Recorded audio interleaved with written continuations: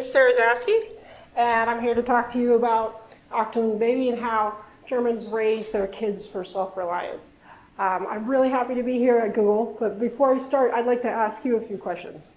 Know who I'm talking to. So first of all, how many of you are here are parents? And it's okay if you're not. Oh, a lot. Good. You're in the right place. How many of you have school-age kids, so ages 6 to 12? Well, quite a few. So let me ask you this. If you have kids age 6 to 12, or you had them older, think back to that time. How many of you let them walk places by themselves? To their friend's house, to the park?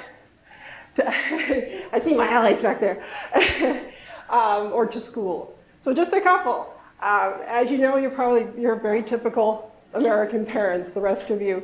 The dominant style of American parenting today is high on supervision, and not just physical supervision. I don't know about you, but I have this nifty thing back in my hometown called Power Loop, where I can watch the grades as they come in real time. So that's a lot of supervision. And we have the best intentions, right? We want our kids to be safe, we want them to succeed, but we exercise so much control in trying to make those two things happen that we've actually become more controlling than German parents, which sounds like an odd thing to say, because when we think of Germans, what do we think? Strict people, right? Very exacting people, rule following. I had all of those ideas in my head when I moved to Germany, but very quickly I learned that what I thought was not exactly correct. When I first moved to Germany, my daughter was 2.5, and we lived there for 6.5 years. And one of the first things I noticed was how Germans interact or don't interact with their kids on the playground.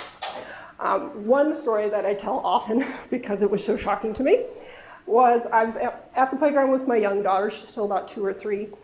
And another kid, he was 8 or 9, had climbed on the outside of a playground structure. And it was really high. And he's dangling there by one hand. And there's a good 10 feet below him to the sand. And I stand up and I go, Achtung! Which means, attention, watch out. I'm like, where is this kid's mom? I'm looking at all the other adults at the edge of the park, drinking coffee, not worried at all. And by the time I turn back, the kid drops down, looks at me like I'm crazy, and runs away. And I thought, there's something going on here that I don't quite understand. And I found myself having many of those kinds of experiences in Berlin, where I'm the one yelling Achtung and running after the kids, or thinking I've got to watch them on every playground. And I started to think, why am I so afraid? Or better yet, why are the Germans not afraid? So I'm not going to talk too much about what's wrong with American parenting, because I'm sure we've heard it all, right? Some people call it helicopter parenting. Some people call it overparenting. I think the most precise term that I've heard is from psychologist Peter Gray, and he calls it protective directive parenting. And I would add that I think it's primarily based on fear. We're afraid for our kids' safety, so we protect. And a lot of that protection involves restricting. You can't walk alone, you can't play alone, you can't do anything that's vaguely dangerous. The direction part comes in our fear for their future success or failure. So we direct all their academic grades. We watch their grades really closely, and if they start to flounder, we get on the kid, or we get on the teacher, or we have a meeting with the principal, and we make sure they fill out their academic resume with plenty of extracurriculars, be it sports or violin or learning a language. And that style of parenting doesn't leave a lot of room for the kids to make choices or mistakes, right? And taken to its extreme, some American parents protect and direct through adolescence and into young adulthood. And that doesn't leave a lot of opportunity for the kid to become an independent adult. But one place that they don't do this is in Germany. Oh, I forgot this. Pardon me, but for those of you who aren't parents, most people are parents here, I don't think of raising kids as a side issue. This is something that is important for all of us. And it sounds cliche, but children are literally the future, right? When we get older, they're going to be ones running the economy, making the decisions.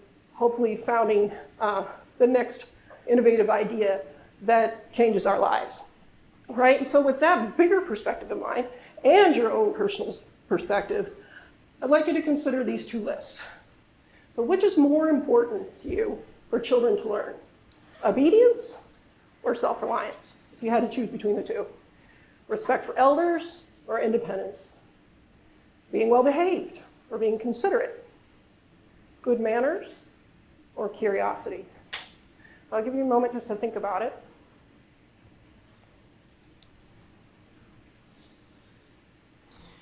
Now, some of you may have seen this list before. It's not mine. It's a list that researchers use to determine how authoritarian you are. So if you chose the first column, the obedience, respect for elders, if you chose more of those things, you're more authoritarian in your worldview. If you chose the second column, self-reliance, independence, curiosity, you're less authoritarian. Now, I'm going to take a wild guess, because from here at Google in Seattle, that most of you probably took self-reliance, independence, that column. That's great, and those are all very American values. However, if you parent in that dominant, directive, protective style that I just mentioned, you're actually reinforcing the first column. Because in order to do that, you're asking for a lot of obedience from your kids, a lot of respect for elders, and good behavior, instead of their own initiative. So, as I said before, the one place they don't do this first column, is Germany. And while I had that stereotype of Germans as being the strict, overbearing parents, that's true in the 1940s. Things have changed a lot in Germany since then.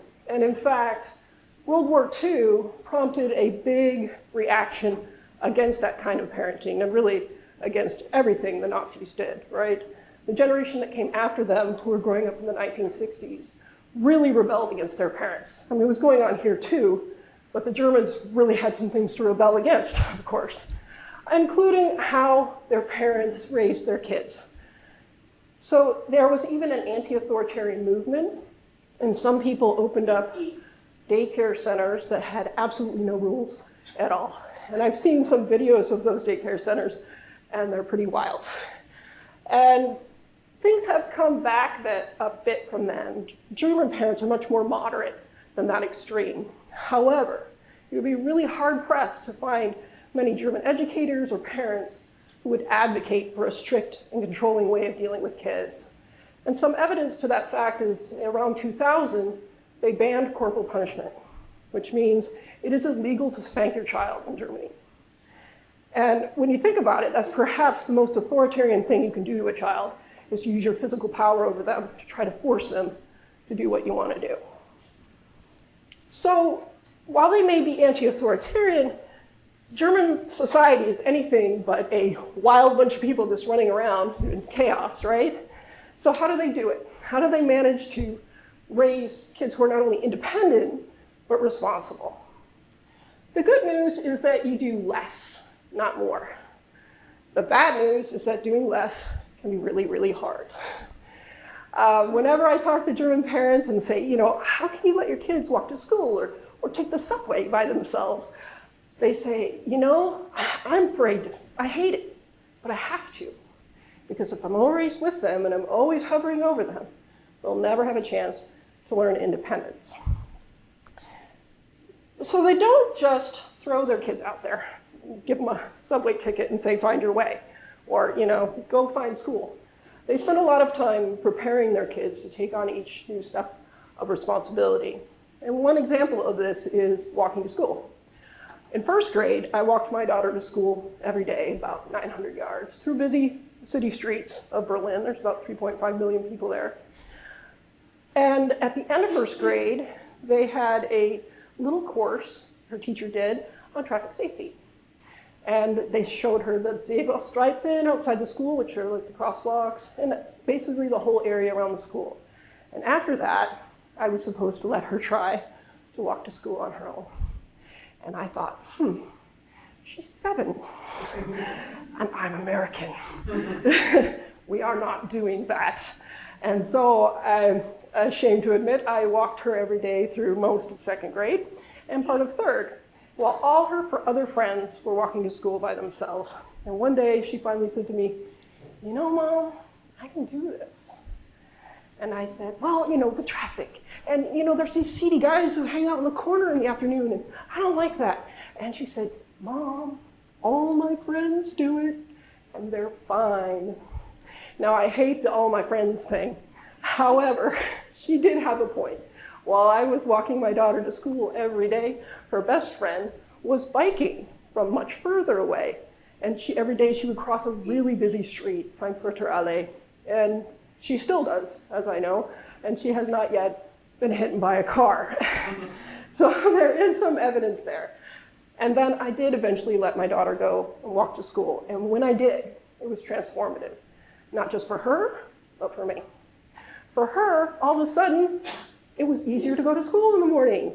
She got herself up, got dressed, made a snack, packed her bag, so proud, said goodbye to Mom at the door. And for me, it was like, oh, this is really my job. I thought my job is to make you completely safe and to make sure that you succeed. But really my job is to teach you how to do things and then let go. So the German method is to prepare their kids, instead of trying to keep them 100% safe, but to prepare them to manage risk themselves. Because if we really admit it to ourselves, there is no way that we can make the world 100% safe for our kids. That's just not the nature of the world. The best thing that we can do for them is give them the skills they need to manage risk on their own. And one way Germans do this from an early age is through playgrounds. There we go. And not this playground. This playground isn't a typical American playground. Does it look familiar? You could probably find this in any city in America. It's plastic, it's short, the slides are plastic, so they're not very fast. There is not a whole lot of risk to be had here, except for maybe a 3-year-old or a 4-year-old. After that, it's not even very interesting. This is a more typical German playground.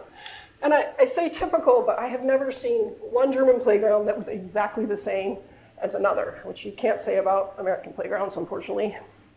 But some of the typical elements they have are towers, and they're much taller than ours, and they have different ways of getting to those towers that are sometimes a little dangerous. So here's an example. That's my daughter up there, and you can see from the height that it's at least twice as tall as she is, and she's on a log with just a rope to hang on. So there's a lot of chance to fall there. So she's learning right there how to manage some risk. And not only are they more dangerous or more risky, they're more fun. I mean, what's more fun, this or this? Now this one's actually in Bavaria. A friend sent it to me, and that kid is up kind of high. This is more of a side view of it. These climbing rope triangles are fairly common, and if you see at the end, that tail, this whole thing is sort of like a snake, that tail is a slide. So the reward for climbing up there is you get to go down that really fun slide, which might be a little scary. Now, I was lucky enough that in our neighborhood, we had something called Drachenspielplatz. And that's the Drachen right there. Now this dragon has since been torn down, and then they built another one. But it is not only high, it has a scary look to it. It's got this big red teeth. And the kids can actually climb up into those teeth. They can also hang out in this gullet right here. And there are 2 enormous slides that go down the side, metal, so they're fast. My daughter was terrified of this thing. She would not go near it. Of course, she was really small. That was her when we first arrived in Berlin. And this is the area in front of the dragon, which has some swings and some other things that you can climb. And for years, she would only play around the dragon. The most she would do with it would be go up the back and down again, and up and down. And that was it. So flash forward 2 years, I've got a new baby boy now, and I'm watching him a lot more than I'm watching her. And I hear, "Mama, mama, mama." And I'm like, oh, She's hurt herself. I wasn't watching her. Oh my gosh. But then I look up, and she's in the teeth. And then she comes down the slide, and when she stands up, you can just see it. You know, she had conquered her fear. I didn't make her do it. She did it all by herself. And I think that's a really important step for a child to take, even when they're 5, is to face something that they're afraid of and to overcome it themselves, and in their own way. I mean, she was working up to that point, I think, for a long time. And I'm a little afraid that American kids don't get a chance to conquer a dragon very much anymore, at least outside of a video game. This picture was taken actually several years after that, because you see there's another little face up there, and that's her brother. So I guess if you have a brave older sister, you get pushed to do things a little bit faster. But another really important way that Germans prepare their kids is through using dangerous implements that we normally don't. And there's none that is more stark of an example than fire. What are we taught about fire when we're kids? Don't play with it. Don't play with matches. If you ever seen a lighter, go tell an adult that is not for kids. That's not the prevailing wisdom in Germany. In fact, my daughter came home from first grade one day and she said, "Mom, I would like to light some candles," because she had learned how to light matches in school. And that was quite shocking for me, but she had the note from her teacher. And the idea behind this is that Germans think it's safer to teach a kid how to use something that's potentially dangerous than to prohibit it. Because when you prohibit, there's a great amount of children, especially when it comes to fire, who will try it in secret. And of course, in secret is dangerous because it's secret, and because they have no capability in it. You actually have to know how to hold a match. A lot of young kids will hold it like this, and the fire burns their fingers, and then they drop it. And then maybe something catches on fire, right? And their first thought, if it's prohibited, is, I'm gonna get in trouble. And then they run or they hide, and that's how a lot of child-started fires happen. Now, there is a man named Kind Caravan who is a pioneer in this area, and he teaches kids who are even younger than 7 how to light matches and candles, and not only how to light matches and candles, but how to make bonfires. Now, Kind Caravan, he's kind of an interesting character because he used to be a fire artist, and he once burned the Berlin Wall in the 1980s. He has since got a second career as a fire safety instructor, and his idea of fire safety is to teach very young kids, ages 4, 5, and 6, this is at Akita, which is like a daycare center, how to deal with fire. Ja, du kannst auch so ein bisschen machen. Ein bisschen.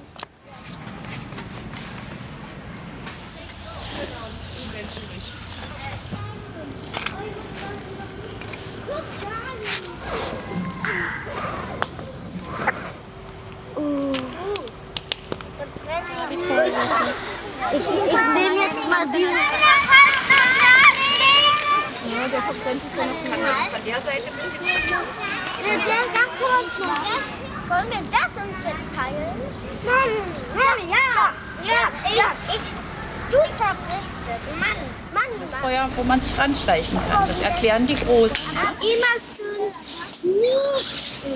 Vielleicht guck mal, Lotti. Am Feuer ist dann gut.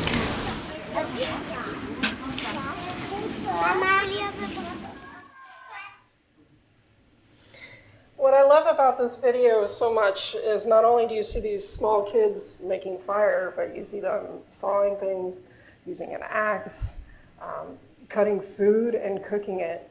And I think it really challenges our notion of that kids are incapable and that they need everything done for them. And with a little instruction, they seem to manage quite well.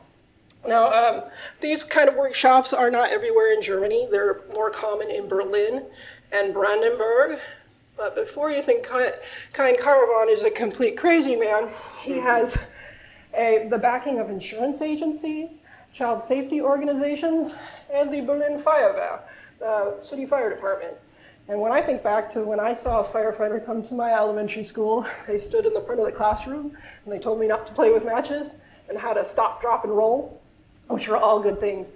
But never did I make a fire with a fireman, which might be quite an experience. So the German way of dealing with fire is almost the complete opposite of ours. However, I have found no evidence that child-started fires are of any greater number in Germany than they are here, where we have a lot of prohibition. So that begs the question that if we're prohibiting it and it's not working, then why are we doing it? And what is being lost through that prohibition? And I think if you saw those kids in that video, they were incredibly engaged, right? Kids are very fascinated with fire, and some people even think we're evolutionally wired to be fascinated by fire because we used to depend upon it for so long. But this is also an opportunity for learning, really intense learning for them. And that's another subject that we are very concerned about, right? We all want to know what makes children succeed. Well, here in the US, we have pushed down a lot of conceptual learning into kindergarten and preschool. And we do worksheets and flashcards with kids. In fact, Americans are famous for trying to push learning earlier and earlier. The psychologist Jean Piaget once called it the American question back in the 1970s. And that question was, can we do it faster? How can we do it earlier? And he would answer that question, why do you want to do that earlier? And I have to say, I'm guilty of it. Because back in the US, before we left Germany, I had this brilliant little daughter who could speak at a really early age. And I thought, she's a genius. I got to help her. And I started to teach her how to spell. I taught her to spell her name while we were swinging. And she would swing her back and forth, and she'd say, S-O-P-H-I-A, Sophia. And I was like, oh, that's great. I'll try something else. Okay, Sophia, let's spell mommy. And she would say, S-O-P-H-I-A, mommy.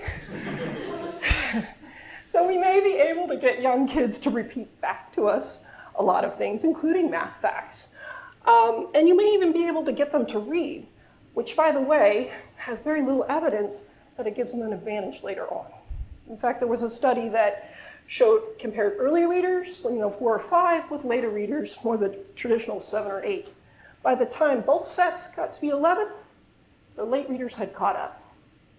So again, if it doesn't give them an advantage, why are we doing it?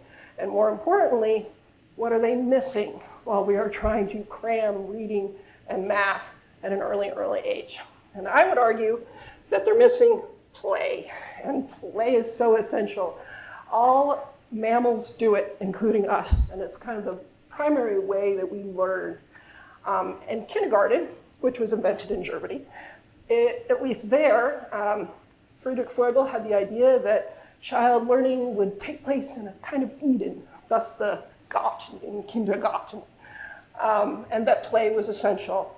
And they've had some changes in kindergarten, but they are back to that model. And all they do in preschool and kindergarten is play. And when the ambitious American in me got nervous about that, they would tell me, really, they are learning. They're learning social skills. They're learning how to be creative, how to be leaders, how to have self-control. And a lot of the kindergartens there practice what's called the Situationansatz, or what used to be known here as the observational approach. The teachers would step back and watch what was going on with the kids. And this is one example. Every year in the garten at our kita, they would have a lot of chestnuts come down from the trees, and the kids loved them. They would cram their pockets full of them, take them home, take them in the inside rooms. Rather than fight it, they said, go, get all of them that you can, and they bring them in to play with them. Now, I'm sure there's some math skills going on here, but they're not very formal. The other kinds of things that they would do is they would do projects with the kids, but only projects the kids chose themselves. So they would have a little meeting, and they'd say, okay, what should our next project be? And kids would throw out ideas, and they vote on them. How democratic, right? And then they have the kids throw out all the questions they have about that particular idea. Like, for instance, they did a body project one year, and so kids wanted to know, how do the eyes see? How do the ears hear the heartbeats? What's my skeleton look like? And so after that, for over a period of weeks, they would investigate it. They'd get books, they'd watch videos, they'd bring in an expert like a doctor, or go on a field trip to a museum.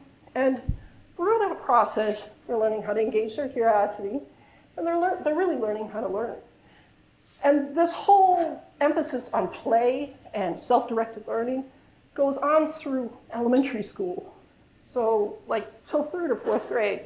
And if that worries you, consider that German teenagers, by the time they're 15, do much better on the International PISA test than Americans.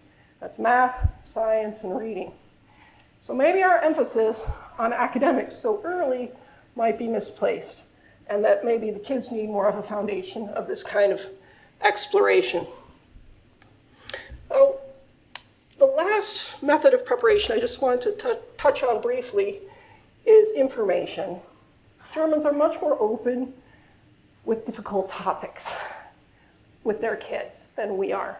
And these are things like sex, religion, death, all of which my daughter had projects on in school by the time of 3rd grade. And of course, for Germany, the darker parts of history is a huge topic. But just to give you one example, for sex education, in Germany, it's mandatory. You cannot opt your child out of it for any reason, not even religion, because they believe that the kids have a right to know how their body works, which I don't know how you take that. But when I looked at the statistics, in the end, teenagers in Germany are no more sexually active than American teenagers. In fact, the statistics are almost identical. The big difference, however, are in other very important statistics. Germans have a much lower rate of teen pregnancy, a much lower rate of teen abortion, and a much lower rate of HIV incidence. So no matter what my morality is around sex and my kids having it at a certain point, that information is powerful, and it has a power to help them protect themselves. Okay, so then the big question. How do we do any of this here? We have a very different culture, right?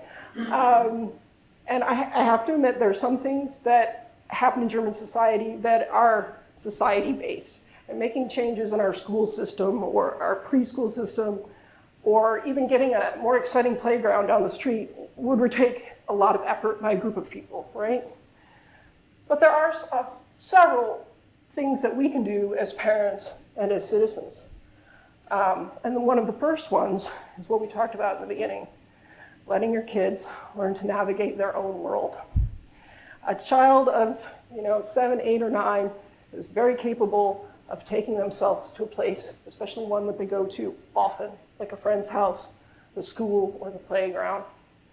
And if it makes you nervous, try it out the German way. Go with them a lot of times, teach them traffic, talk to them about strangers, possibly approaching them, though you should emphasize it doesn't happen very often. And if it still makes you nervous, find them a buddy, because 2 kids walking down the street feels a lot safer than 1, and it also helps if there are siblings involved, I think. Another thing that we can do as parents is to make time in every day that the kids get to decide what to do with it. And because we have a longer school day now and homework and then extracurricular activities, some kids can go from first thing in the morning to the evening, never being able to decide what they want to do. So for us, when I do this with my kids, it usually means playing. And it's very important for them, I think, to play every day, as it is to get outside, which is also a German value. And that's not something that's too hard to do either, though it does require a push a little bit. And another idea is to give them some life tasks, even at a young age. My daughter does her own laundry, which means I put a bin in her room, she fills it. When it's full, she does the laundry and has clean clothes. I really like this one because it has very natural consequences. I don't have to nag. If she doesn't do her laundry, she doesn't have clean clothes. And for a while, she didn't care, but now she really, really does. And it gets done. And other things like this are waking yourself up in the morning, cooking also have very natural consequences, and they tend to be very engaged, especially if you couch it as teaching you how to take care of yourself. It's not necessarily a chore. It's a bit of a step towards independence. And if we teach our kids these smaller things now, at this age, they get to have a growing sense of capability. And as they get older, we can give them more and more responsibility so that it's not such a shock when they become 18. I don't know about you, but I did know some people in college who had never done laundry, who had never made a pot of rice. And they're missing out a lot. They have to catch up really fast. And last but not least is the idea I brought up here about being more open with your kids about difficult topics. They can handle it. And I want to tell you a short story about World War II in Germany. You can't avoid the topic of World War II and the Holocaust, if you live in Berlin especially, because it's everywhere. Your kids are going to ask you, they'll see these little gold Stolperstein in the street that memorialize people who were taken off to die in concentration camps. And whenever I asked my German friends, the adults, about World War II, they would tell me, I cannot remember a time when I didn't know what my country had done. And that really affected me because if they couldn't remember when they didn't know, they must have been 5, maybe 6, when they learned about one of the biggest crimes in modern history that their own culture had done. That's a really heavy issue. And those kids were about as old as those kids you saw making the fire and using the axe. So I think our kids are more capable than we realize or that we give them credit for. They're more capable of handling physical freedom and handling tough intellectual and emotional subjects. And I think and that's the idea I'd like to end the presentation with here. I think if we as parents can get a handle on our fears, like the Germans do, and step back and give our kids the space they need, then they can grow up to be independent, self-reliant adults. Thank you. Hi. Hi. Do you have any advice for parents who would like to give their kids more freedom but are concerned about things like their kids getting taken by CPS, as happened to that couple in Maryland? Right, absolutely. I mean, we do have that problem. Germans have a sense of community in the sense that if their kids gets in trouble, that people will help them. And here we've come to a part in society where people will tend to call the police on you. The best advice I can give you is to try to know your community and talk to your community. That means talking to your neighbors and the fellow parents and let them know what you're doing. My kid really would like to try walking to school. I'm going to let them do it tomorrow. And you can get them in on it if they're a busybody. Be like, could you look out your window, make sure they're okay? I think if we start to draw people in to be proactively helpful instead of negative, then perhaps we can start to build that here. Yeah. Thank you. You're welcome. How did you get your daughter to start caring about not wearing dirty clothes? It was actually pretty natural, There was a little bit of rebellion. I don't care for a bit. And then, her favorite shirt wasn't washed and it just kind of happened. Yeah. So I've actually been thinking about a lot of these issues for a long time. I have a 3.5-year-old and I've been trying to introduce her to things that I, as an overprotected kid, wasn't able to do until much later, but I feel like she can.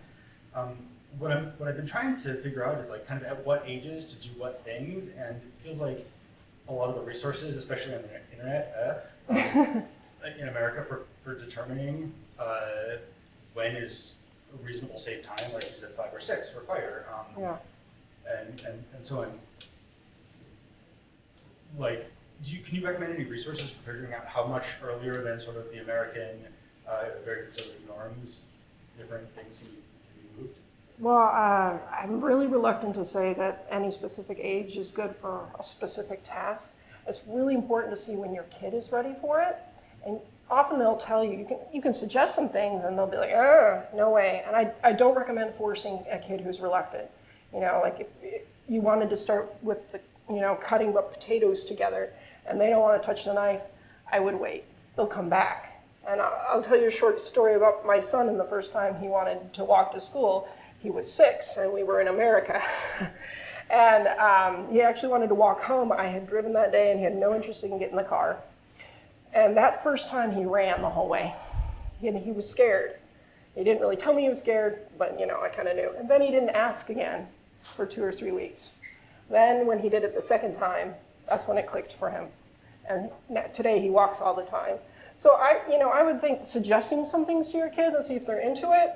And then if they go for it, yeah. But if they don't, back off. Walking to school, the Germans do it at about 7 and 8. The Finns do it at 4 and 5. So it's kind of a cultural thing as well. Do you have any thoughts, observations on how Germans teach responsibility? So, for example, you told them, you gave an example of kindergarten, just play all day, but do they get taught like cleaning up? It's not a very natural consequence, unlike dirty clothes. So, I'm just wondering what your thoughts are and observations. Sure. If there's any differences. It was fairly free form. The kindergarten we went to had very few rules that the kids didn't make themselves. So they actually would sit the kids around and go, what should be the rules for our kita? And one kid will say, don't climb on the furniture. And she'd say, why don't you do that? She's like, I don't want your dirty feet on it. Or don't hit other kids. And it's a really natural one. Why? Because it hurts. And the second answer is always the most powerful. Other kids won't want to play with you. So they learn some responsibility just through the interaction with each other. Now, if you're thinking our parental interactions with them, all this responsibility is rescindable, right? This freedom. So if they are being allowed to walk to school and instead on the way home they stop at a friend's house, then you say, okay, then maybe we need to take a break from it for a while. And I think kids, in that sense, they get a little bit of a freedom and then the accountability for it, so that when they're older, they're not just going out there and going crazy. The most amount of authority and direction that I have to give my kid is for food. Because if I let him pick what he eats, like if I have grains, vegetables, and fruits on his plate, he'll just eat the fruits and he'll say, I'm done. And then later in the evening, he'll ask for something else. Yeah. Things like that. So I don't know how to manage that, teaching him self-control and responsibility to finish everything else. Food is a hard one, but I've heard that if you think about the food you hate most in life, like for me, I'm really not a big fan of Brussels sprouts. Not for any particular reason, but because I remember being forced to eat them. And they have that connotation on it forever. So I would urge you not to force them to eat anything. I'm always a big fan of continuing to offer. You only put out on the table what you want them to eat, but then he gets to choose from that. And of course, the sweets are only for treats and not for all the time. The Germans do this a little bit just through the way they do school lunches. Nobody brings their own lunch. So they have 2 choices, usually a vegetarian and a non-vegetarian. And if you don't like it, you go hungry. So kids tend to eat if they're hungry. Thank you for the talk. This is actually really nice. My question is, so if you look at culture around here in the US, right? So where, for example, there was a movie recently called Kidnap with Halle Berry, Yeah. which basically it was an equivalent of her taking her eyes off her kid for a second, and the kid got kidnapped and then went for child trafficking and all that stuff. My question is, so if I see a movie like that, I'm less reluctant to let my kid walk to school, or even play on the playground unsupervised for a second, right? So how do you reconcile with an environment like that? Because I'm assuming like in Germany, they have a lot more control over their media, or at least that's the perception that I have being here, where they can prevent things like this like movies like this from coming out, or saying, hey, no, you're not allowed, don't show things like this. They're not going to take your kids walk to school on their own. So how do we reconcile? Yeah, it is a different media environment. I don't know that they control it so much, but there would not be as much interest in that kind of movie. We like to scare ourselves a lot here. What I really wish would happen in our media is that whenever they tell us one of the real stories of a kid being kidnapped, that they put it in context. And as a formal journalist, I wish we could require this, because you're always supposed to put things in context. A little more than 100 kids get kidnapped by strangers every year. Absolutely every story is horrific, right? It's everybody's parents' nightmare. But we have 77 million kids in this country. Something happening to 100 kids is an aberration, not a thing that happens every day. And if we knew that, and if we keep thinking about that, I think we might change our behavior. And one other short story, if I may. The far more common scenario of a kid being sexually abused is by someone they know. And it's usually a man, and that man wants to have a relationship with your child. Now, the child that has been very constrained and told to obey adults and respect their elders all the time is much easier prey to a person like that than a kid who has been raised to be independent, is able to say no to adults.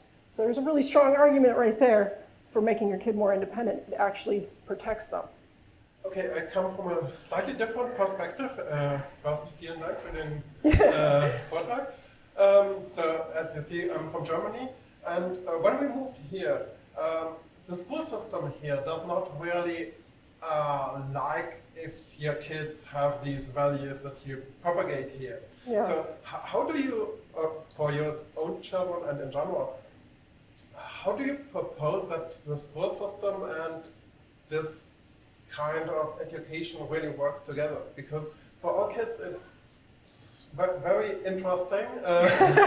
Sure. So, for example, things like the Pledge of Allegiance in elementary school, this was pretty scary from my perspective, but all this value on secondary virtues like being on time, having all your work done, and well, all this control that you mentioned, that does not really go well with this style of education.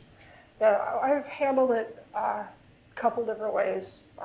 I've had teachers who are receptive to it, and schools that are. You know, I tell them my kids are allowed to go home. Sometimes I have to write a note because we're a very litigious culture.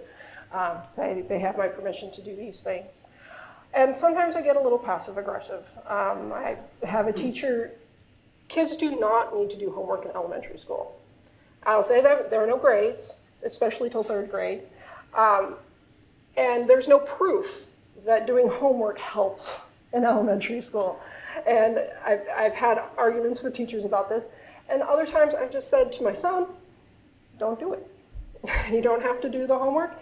And if you want to do it and you want to bring me the little piece of paper that I'm supposed to sign, which is really interesting transfer of responsibility, you can. And the moment he does that, he'll probably have passed some bar, but I don't let them make me control him. Does that make sense? Yeah. Any other questions?